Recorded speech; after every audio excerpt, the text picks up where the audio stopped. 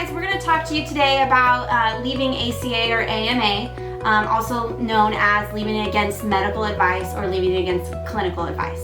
So the two different terms, leaving against medical advice or AMA, is when somebody is on detox and they choose to leave before their length of stay is over. And leaving against clinical advice or ACA is the same thing, but it's when they're on residential level of care or RTC. And that's when they choose to leave before their term or their length of stay is over.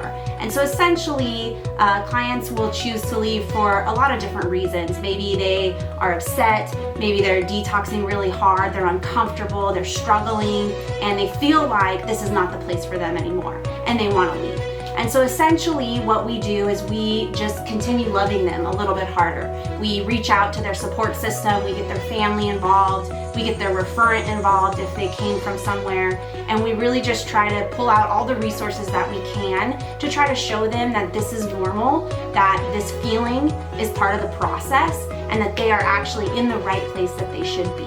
And we get their therapist involved, their case manager involved, we get the program director involved, operations, we get the whole team involved and try to figure out what is the need that's really at the source of the problem. What is it that they feel like that need is not being met, and how do we meet that need? And that's where like Darrin and Aaron come into place.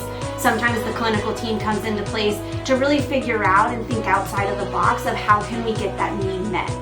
And sometimes it's a normal thing, and sometimes we get creative and we figure out what that is. The golden rule is we can't choose what a client's crisis is. Unfortunately, it could be from a chapstick to a cigarette to not being able to call their mom within the proper time frame that they feel like it's necessary.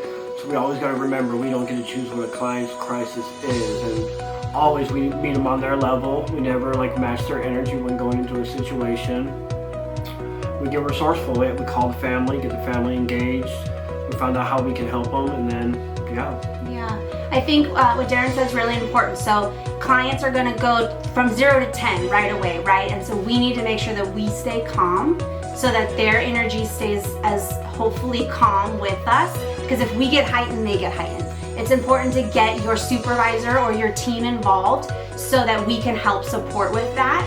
And we don't make any decisions on our own. So always making sure that we make a decision as a team. So if somebody's saying, I need cigarettes, or I need to call my mom, and maybe they're on blackout, going to your supervisor, going to the team, so that we can make a collaborative decision. Are we gonna do something that's out of the norm? Are we gonna break a rule for this client and get creative in what that looks like for this client? And depending on the situation, most of the times we can help that client meet their need, and we can subside whatever that AMA situation might be. And sometimes not. Sometimes a client will choose to leave us, unfortunately. And sometimes they come back, right? Right. And sometimes they don't. So every situation is different, and we just work with the client, we work with their family, their support system, the team. And then just always remember that we're leading with love. Yeah, we always love them. That's what makes Safe Harbor different, is we love the clients harder than any other facility. Beautiful.